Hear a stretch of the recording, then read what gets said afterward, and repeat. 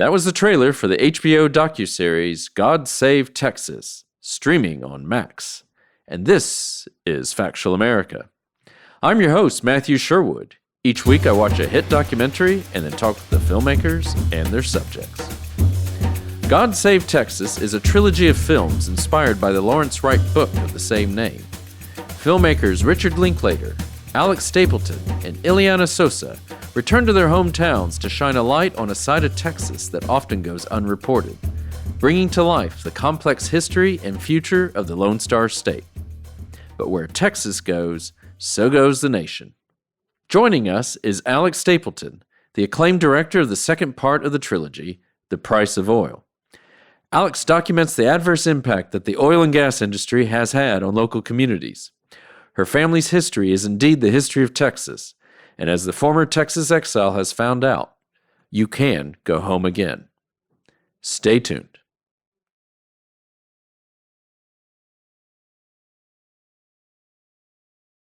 Alex Stapleton, welcome to Factual America. How are things with you? Amazing. Thanks for having me. Yeah, it's great to get you on. To remind our listeners and our viewers, we are talking about God Save Texas, The Price of Oil, the series released on HBO in late February. It's also available to stream on Max. And we're talking to Alex, who's directed part 2, I guess, of the trilogy. And so it's great to finally have you on, as we were discussing beforehand. We have tried to get you on before, so thank you again. I'm glad schedules finally have aligned. We usually start off by asking our filmmakers, what is their film all about? But as it's going to have to be a two-parter, I feel like. So if you don't mind, maybe you could start us off, because you're the first. We tried to get Richard and Iliana on. They have, but you are the lucky one to represent the enterprise, if you will. What is the series God Save Texas all about? So the series is inspired by the book of the same title, written by Lawrence Wright, God Save Texas, which was really, semi-autobiographical look at Larry's life and also trying to explain the state of Texas to the rest of the country. And it was a challenge that was started actually based on a New Yorker article that he did. And as he tells me, the title is actually a prayer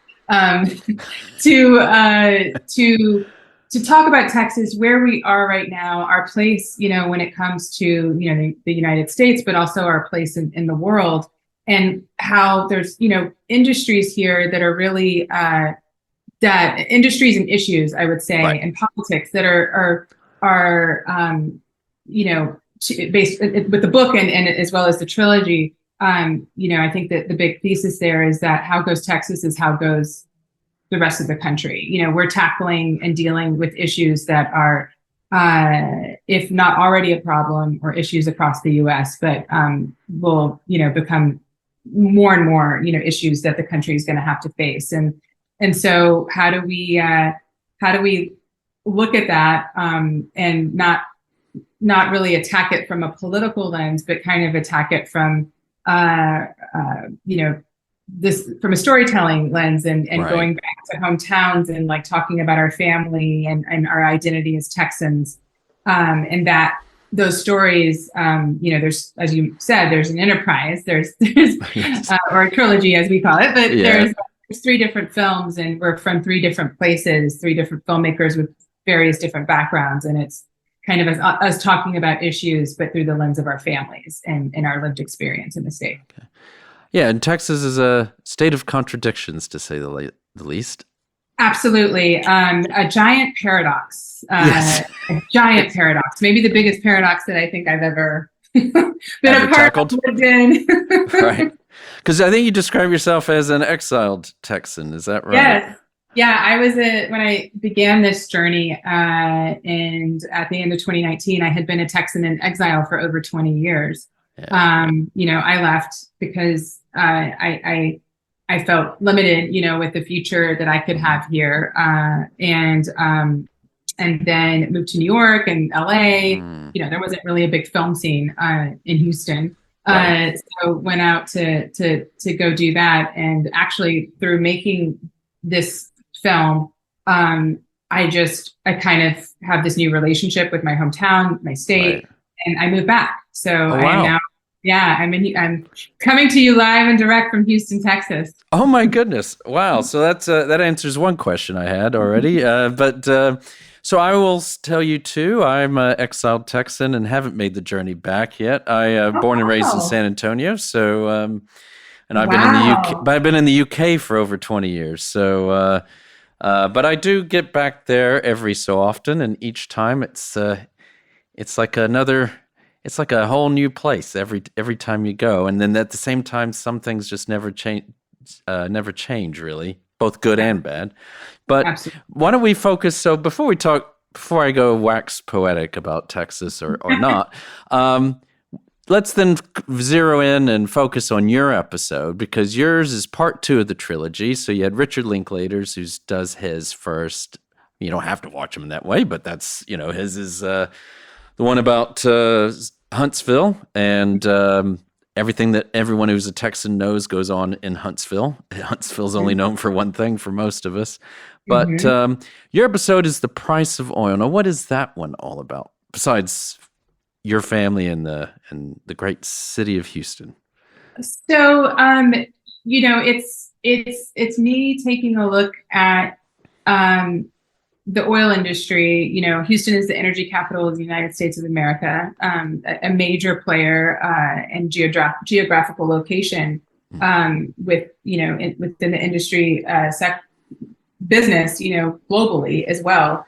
And I wanted to take a look where the film kind of examines the good, the bad, and the ugly of that. Maybe not so much of the good, but I kind of take a look at the reality, I guess, is instead of the good. Energy, fossil fuel, the fossil fuel industry is something that we all rely on, all of us. And I really wanted to make something to show people, well, what is the cost of that, and what is the cost that that Houstonians play in that game. But then I realized in the process of being a part of this project, like how deep, like my own ancestry and my own connection, my family's connection to the state, like the price that we've paid. And I wanted to also take a look at kind of like kicking down the myths of Texas, the myths that this state is a really good storyteller, and the stories that they make up are tall tales, and they're not really ever based in reality, but they are nonetheless very good and persuasive at how they talk about not only history but current situations. So I think the film kind of, I like to say it myth busts. It kind of pushes back on a narrative about the history of the state and the role of Black Texans, and that we've played in the state. But within the oil industry, I think that there's also this myth that what's good for the goose is good for the gander, right? Like it's good. Right. It's good for us to have energy, based here because it's job creation, and you enter into a healthy middle class, and it funds the universities, right? Yeah, exactly. And that's just not true, for everyone. So that was a big piece of the film as well. So and for our listeners, we've got an international audience. I mean, Houston's like the 4th largest city in the U.S. I mean, it's now a thriving, by a lot of people's perceptions, this thriving cosmopolitan city. You do polls, a lot of people tell you it's one of their favorite cities now in the U.S. But I think as you're talking about, there's this other side of Houston that many people don't see, and that straight right literally bangs up against your family and your history, which is the state's history. Yeah, I think that that's a universal kind of theme throughout each film in this trilogy, that there's kind of this industry for Rick, it's a huge prison that's in the middle of town, and everyone kind of lives their life, but people don't really contextualize all the time. Like, oh wow, there's this prison there, and people are being executed, and there's like this crazy whole world that's right next to where I'm going to college or where my kid goes to school. And for me, here in Houston, it's kind of the same thing. Houston is growing. It's the fourth largest city in the country. And a lot of people come here. There's a lot of immigrants that come to this country, that come to Houston and find, great, they love it. And it offers, a lot of great things. There's a lot of people that work in the medical industry and, all sorts of transients, come here and find opportunity.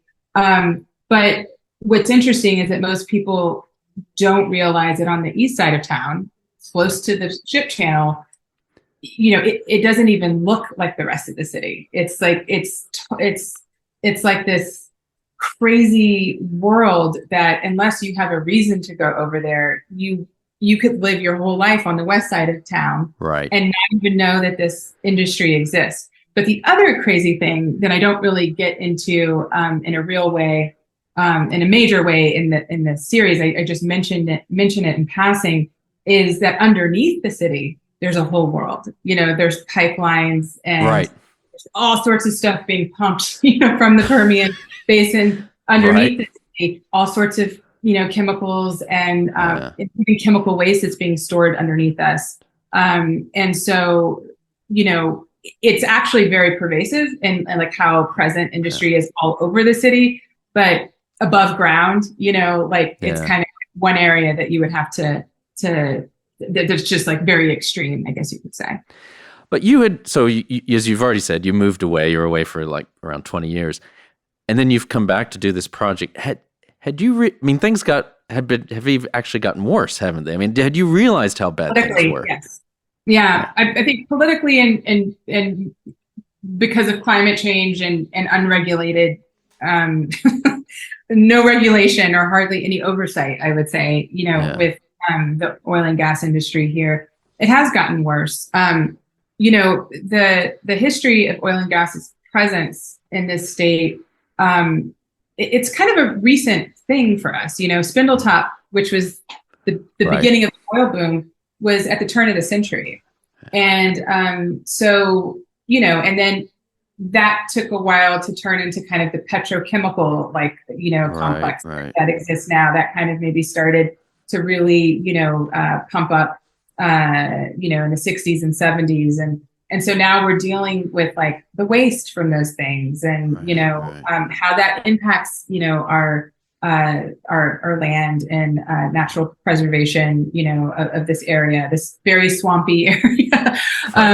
But I think that especially from the 70s until now, I think there's been,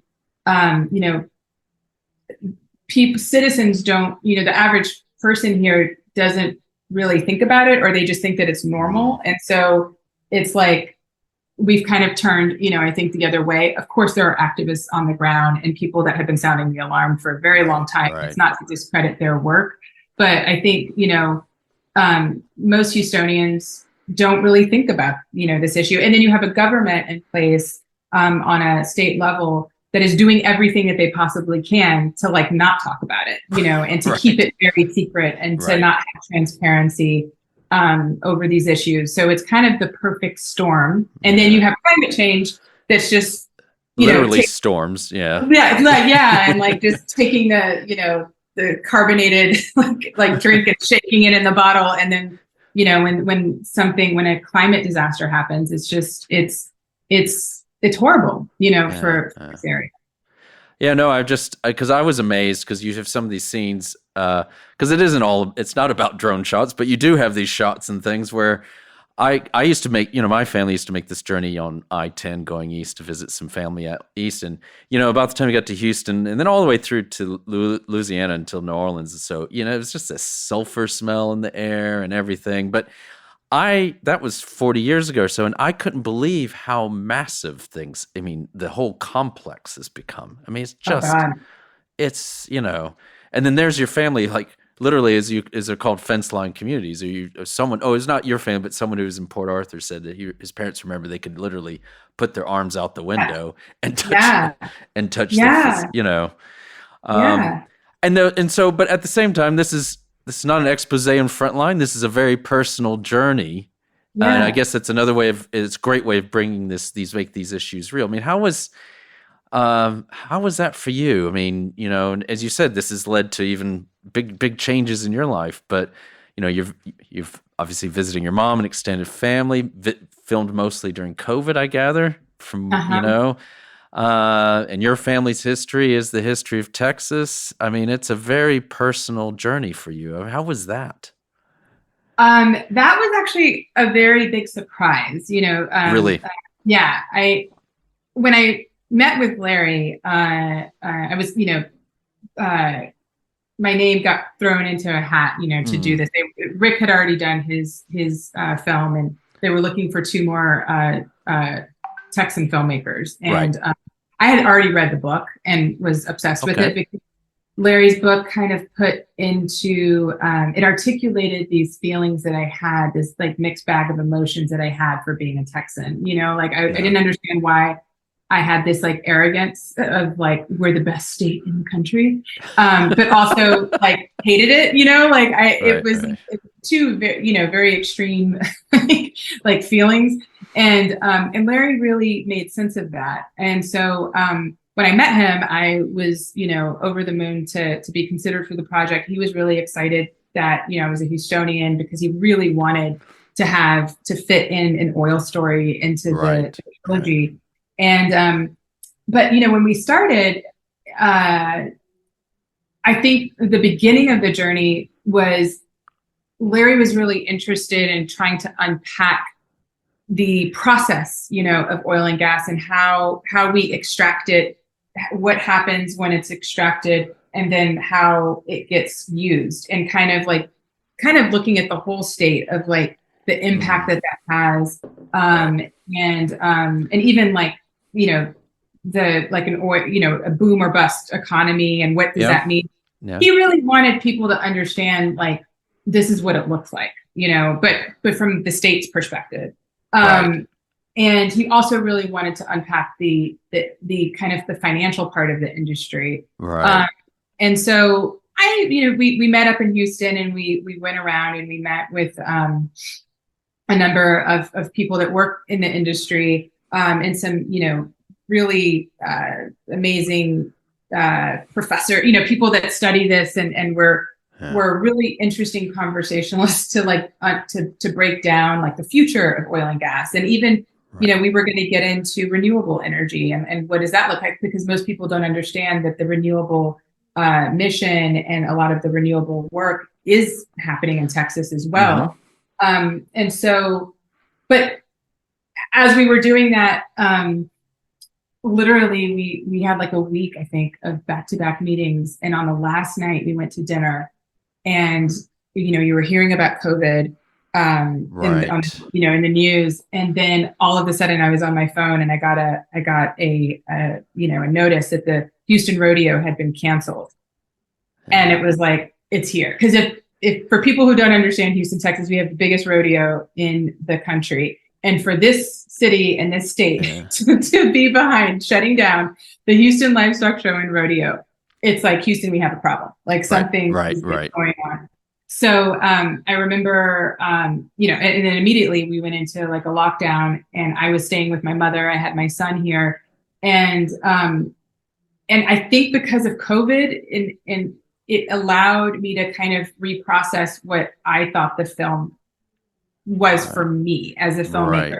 And I continued to do research, but the more research I did, the more I was like talking with my mother, who's, you know, our family historian, about, you know, for every fact I learned, like when I learned about Spindletop, or, you know, knew more about what happened and all these things in history, I was like, well, where's the Black experience in that? Where were Black people in this story? And I couldn't, it was just like non-existent.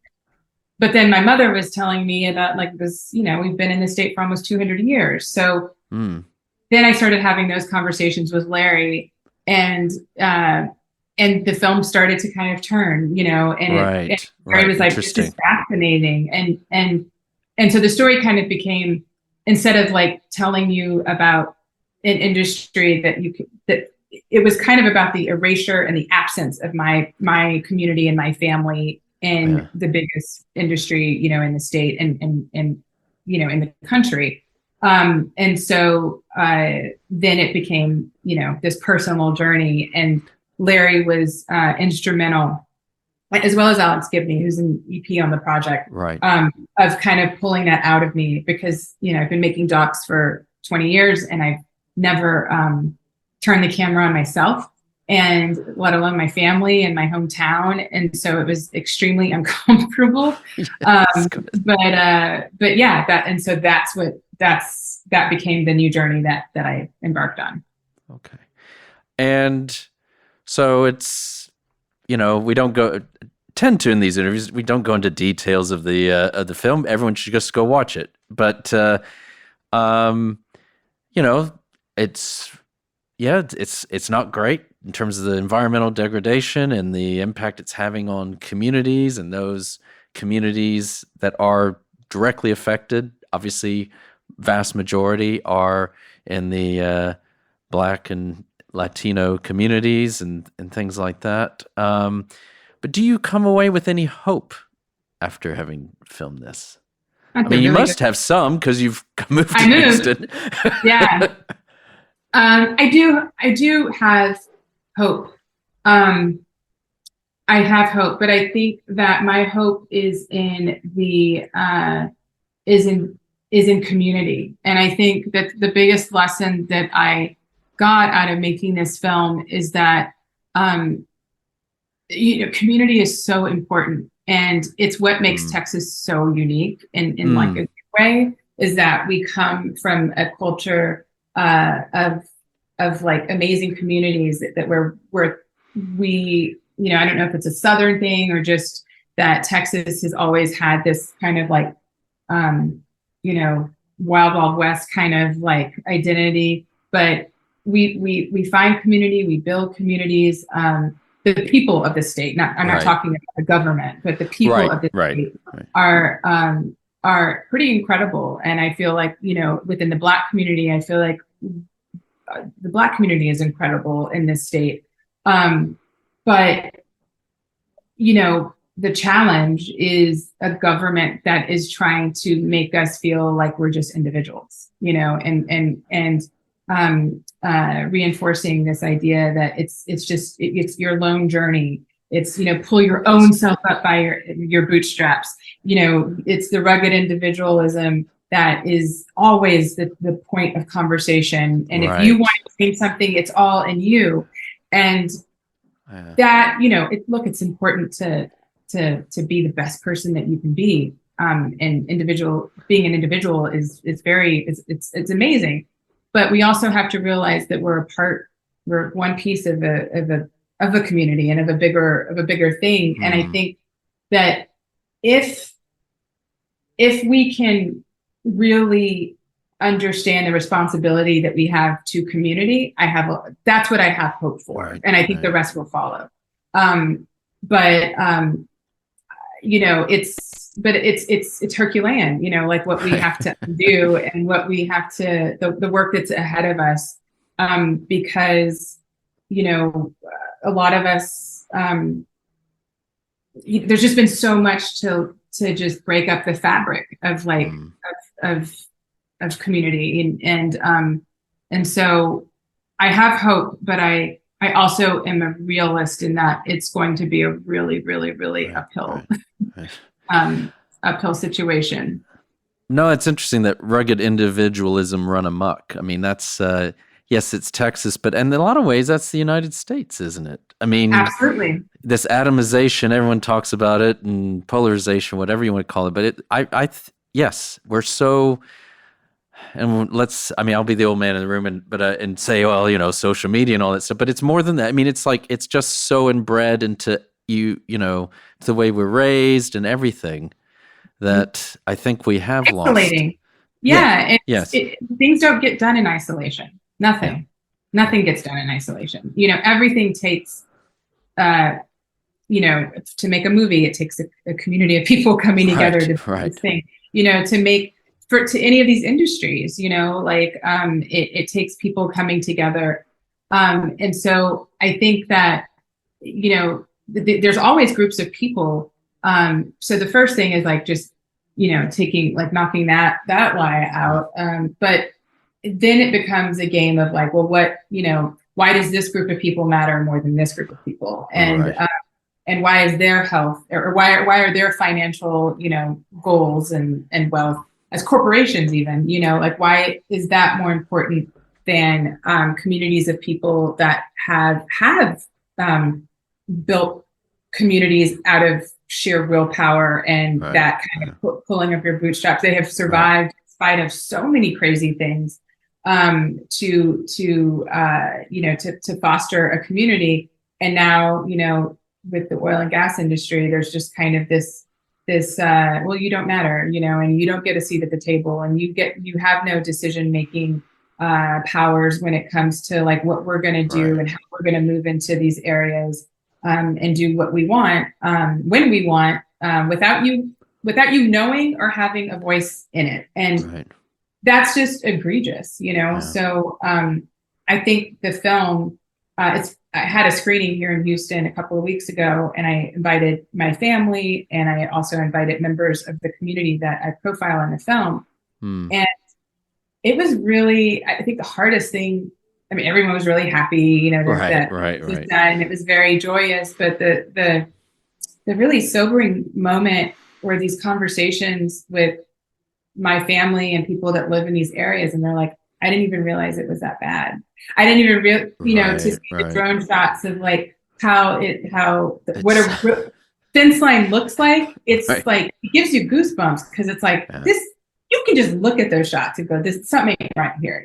This should not be legal. I'm sorry. there's another way, everybody. And then for people like that live here that, like I was saying before, that live in different areas and are further west, most of them are like saying what you said, like, oh, I know when I go over there, when I'm driving to New Orleans, I smell stuff, but like, I didn't realize it was bad, And so I think that was what I think if more people are tuned into like the reality of it, that will help us to come together as a community to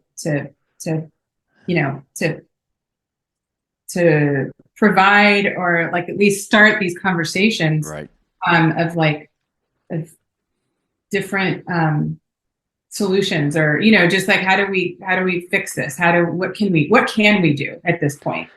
Well, we're all humans, and we're all in. I mean, maybe that's the thing with the whole environmental side of things. We're all in it together. Whatever we think about other things, we're all in this together now. Exactly. We're all in the same little blue marbles flying through the universe. And we're all dependent on it together, and I think that was also really important that I wanted to make. I'm not pro the fossil fuel industry, like wreaking havoc on humans, like, or the planet. But at the same time, like, it's like, there's a lot of people that are like, rah, burn it down, burn the industry down, they're evil. Well, but then like are ordering Amazon, 5 times a week, or, have their cell phone, you know what I mean? Exactly. It's like, it's really complicated, and it's not really a binary problem. And I think, again, that is a part of the themes of this series, is that these are very complex issues. But how do we even start the process of figuring it out when we're in denial that the problem even exists, And that's even what Larry Wright says in your episode. He even says, the more I look at this, the more complex I realize it is. And he's already been looking at this, right? So, we're going to give our listeners and viewers a quick break. So we'll be right back with Alex Stapleton, the director of God Save Texas, The Price of Oil, part of an HBO trilogy looking at the Lone Star State. It's now streaming on Max. You're listening to Factual America. Subscribe to our mailing list or follow us on Facebook, Instagram, or X to keep up to date with new releases or upcoming shows. Check out the show notes to learn more about the program, our guests, and the team behind the production. Now back to Factual America. Welcome back to Factual America. I'm here with Alex Stapleton, the acclaimed director of God Save Texas, The Price of Oil. Part 2 of the HBO docu-series that examines Texas through the eyes of 3 directors with ties to the Lone Star State. And it's you can catch it on Max, certainly in North America. I imagine it's available elsewhere, Google it if you want to find out where it is.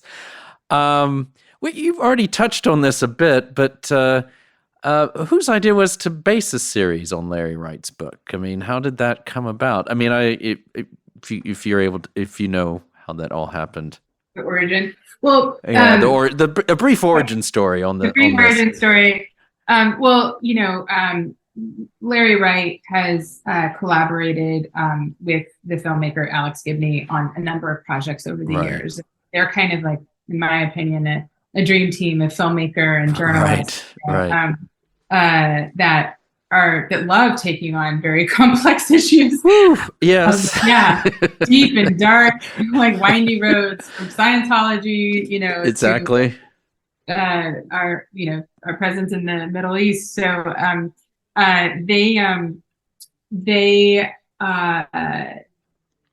Alex knew that this book was coming out, and I believe, I mean, don't quote me on this, but I think that that Alex was really into the book, but he's not a Texan. So it was like, well, that's right. Yeah. He's like, I love your work, Larry, and I would love to try to deconstruct this, and to turn it into a documentary, but he's not Texan. And I think that in their conversation, they realized that to bring this to life, it really needs to be through the lens of people that have, grown up here and understand this. Right. And Larry is also really good friends with Rick, with Richard Linklater. And so that was the first call, and is into the idea, very brave of him to take on making a doc when he's just such a brilliant narrative, scripted maker, and made an awesome, a documentary. But so that's how it got started. And then they wanted to find two more filmmakers, and I think it was just important to try to, have us talk about very, a myriad of different things. So, I mean, how did they know to reach out to you? I mean, obviously, do you go around saying I'm from Texas? I mean, is it, or do you just, I mean, it's like. How did they know to reach out to me? Well, I do have quite a reputation in the LA and New York areas as bragging about the state of Texas to a lot of people. That's interesting. I'm just joking. I think I heard about the project, and my team knows that I'm like a diehard, Texan, and as soon as I don't remember how I heard about it, but as soon as it was on the radar, I was like, we have to do everything we possibly can to get on this project. So yeah, and then so it's a trilogy. But you got three different directors, each with your own styles. As you've even said, Rick Linklater he's narrative. He's not even a documentarian by training or by practice. And each of the films, how much collaboration was there between the three of you? And because they all stand on their own, but they're also part of a greater whole. How did you coordinate that, or did you? We didn't really have any real communication. I think I saw a rough cut of Rick's when I started. So I knew he was on camera. I definitely, like I said before, I didn't start this journey thinking that I was going to be on camera. No director ever does. Yeah, exactly. And so when my film morphed into that, I think then it became okay, this is the trilogy. This is the thing that all these films have to have. And so Iliana came on board. She's from El Paso and a brilliant documentarian. And so when they, were talking to her, it was like, okay, prerequisite of this project is you have to be on camera. And she had done she had just last year, she did a beautiful film that was very introspective about her grandfather and about, where she had put her family on in her film. And so I think for her, it was like, oh, I'm doing this again. I think she was interested to move into a different direction. So for all of us, we had this weird relationship, I think, with putting ourselves out there like that, and it's it's always vulnerable to be on the other side of the lens. But I think this is like extra vulnerable because it's not just your story, it's your family's story. And you're trying really hard to not, my family, we're not the definitive Texan story, we're not the definitive Black this is not the definitive Black experience, Right. but it's, but you want to work and to use, your family's story to just help people relate to the material that you're trying, to these bigger themes and this bigger substance of stories that you're trying to get across. And I think that's what's so cool about the series, is that everyone's got aunts and uncles and parents, it's I mean, it made me homesick, I have to say. I think wow. you and Larry had this exchange where you're like, we're, very different backgrounds, but we have these commonalities. And that scene where you've got all your aunts and your cousins and great aunt on there.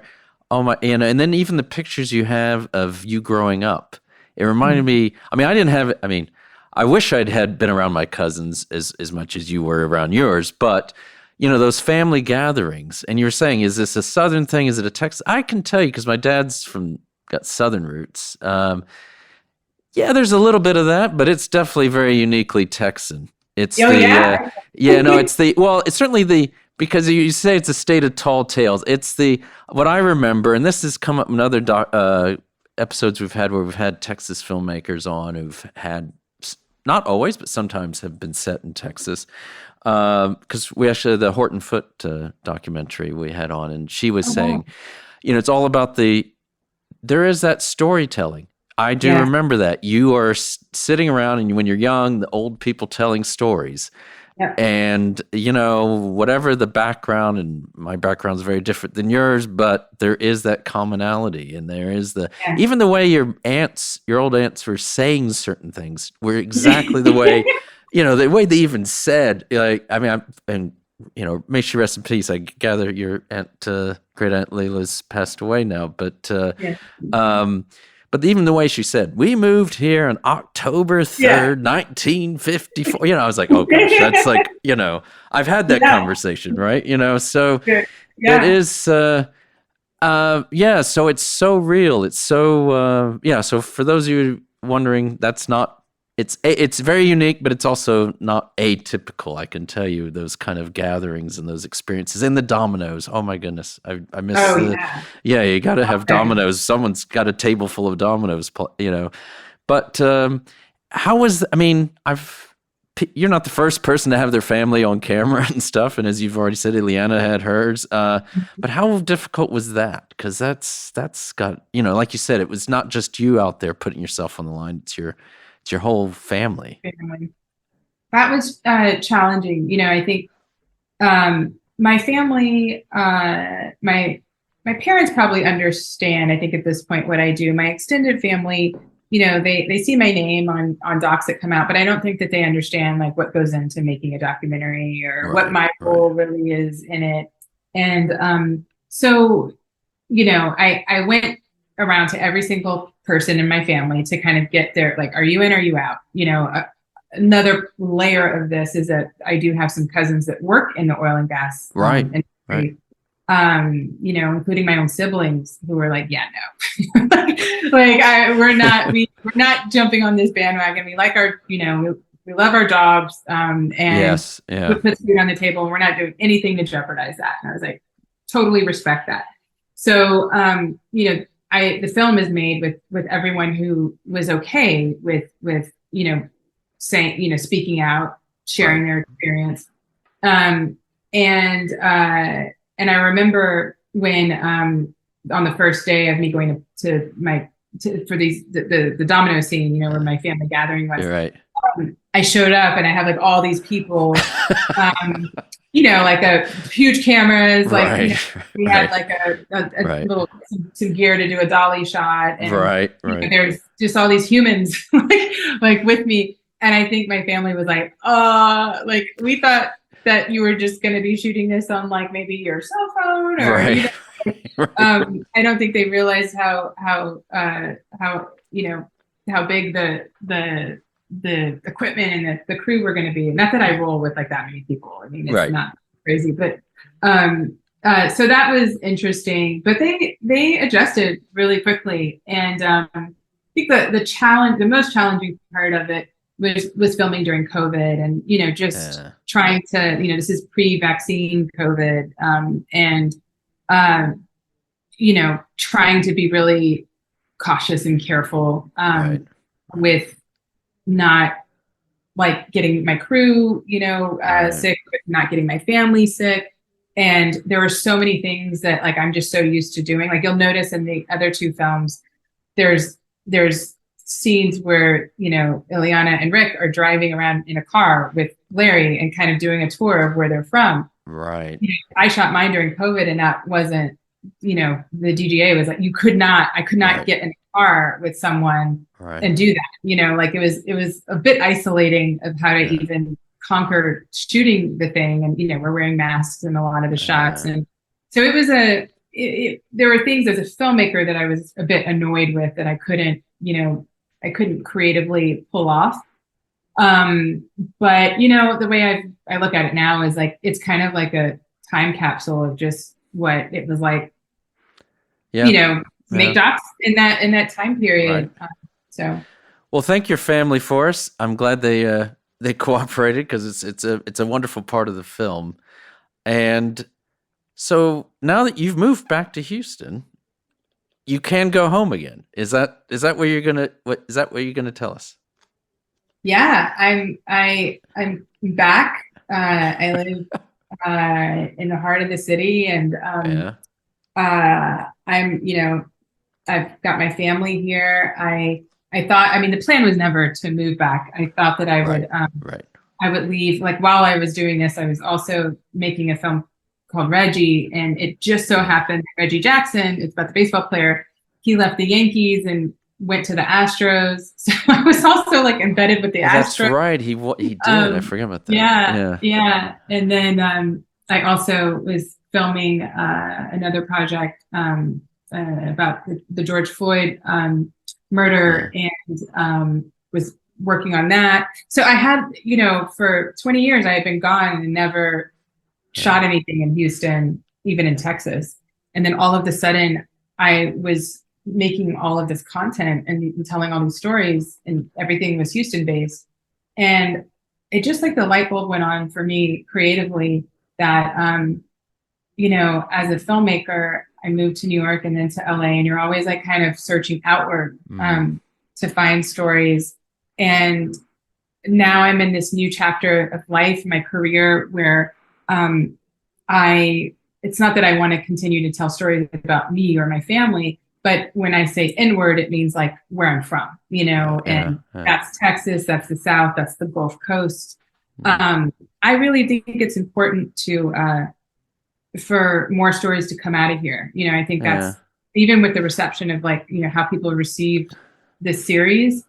I think that far too often we kind of have this binary feeling of like LA, the coast, you know, and then the country, and whatever you want to make of that, right? I, being from here, this area, like it's so rich, and there's so many stories that have never been told, and I would like to be a part of unearthing, you know, more to share. So, you know, you'll never run out of material. And that's very true. Very good business decision. Very good business decision. But I also love how you open up the film with you're driving, and the guy pulls alongside you and wants to know what the hell are you doing with that camera out there, you know? And he's like, and then, but on that scene, you're talking about these stories that are being told, you know, that you want to, you know, and if there is a golden age of documentary, you know, you do get that question now and then, but it's, well, certainly, whether it's still happening or not, but certainly what has been really so wonderful about the last 10, 15 years or more is just the wealth of voices and viewpoints that are now coming to the fore and getting filmed and seen and heard. So that's, you know, that's great. I as an exile now, I have to rethink my whole life and career. Home. Come home. Bring it on in. Yeah, my mom would be happy. But I think we're actually coming to the end of our time, Alex. But before we go, just what's next for you? I mean, you just had something drop at South by, didn't you? Yeah. So, you know, home, and went to my first, participated in my first South by Southwest festival. which is here in Texas. And so it felt great to premiere a film in here in the state. That film is called How Music Got Free. Again, another story that is deeply Southern, with the cast and the main character. But that's about music piracy, and everyone kind of knows the Napster story and how industries killed the music industry. This is about the kids, the pirates that proved that the technology could work in their community online. And the patient zero of all of that is a Black man from Shelby, North Carolina, in the middle of farm country. Really? Never went to college, worked in a factory, and worked at a plant by day and was a pirate online by night, and really is the reason that the whole industry changed and went upside down. And so, wow.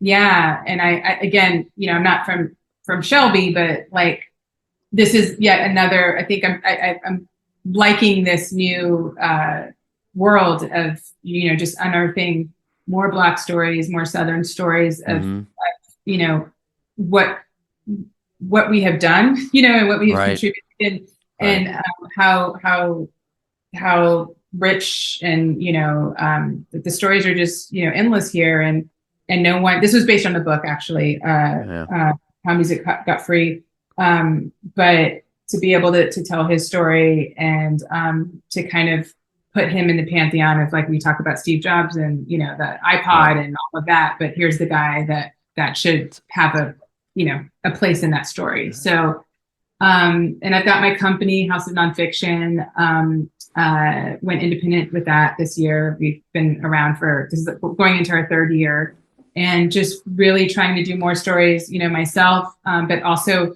trying to bring in more filmmakers and help them on their journeys of doing the same. The industry is just so crazy and different now, but docs are, becoming more and more, they're becoming easier to do. And, I think that with that comes, a mandate that we've got to go out there and find these, like, unique and awesome stories, Well, long may it last, and thank you so much. And can't wait to check that out. So that's just premiered. So it'll be a little while before it's available, I imagine. Yes, that's going to be out. Very grateful that we have a home that's going to be on Paramount Plus, on P Plus this summer. And so, everyone can stay tuned for that rollout. But really exciting. Well, that is exciting. And we'll definitely check it out. And just want to say, Alex, it's been a pleasure having you on. Thank you so much. And to remind everyone, we've been talking with Alex Stapleton, the acclaimed director of God Save Texas, The Price of Oil. The 3-part series can be found now on Max. Do check it out. It's definitely worth a watch, even if you're not from Texas. So thank you so much. Thank you. Thanks for having me.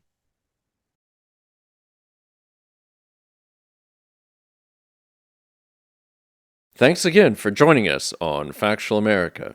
A big shout out to everyone at Intersound Audio in York, England for their great studio and fine editing and production skills. A big thanks to Amy Ord, our podcast manager, who ensures we continue getting great guests onto the show and that everything otherwise runs smoothly. Finally, a big thanks to you, our listeners. Please keep sending us feedback and episode ideas, whether it is on YouTube, social media, or directly by email. And please also remember to like us and share us with your friends and family, wherever you happen to listen or watch podcasts. This is Factual America, signing off.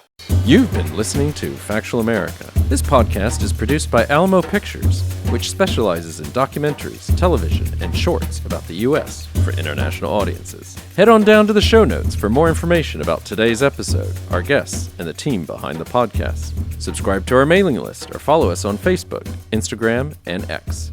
Be the first to hear about new productions, festivals showing our films, and to connect with our team.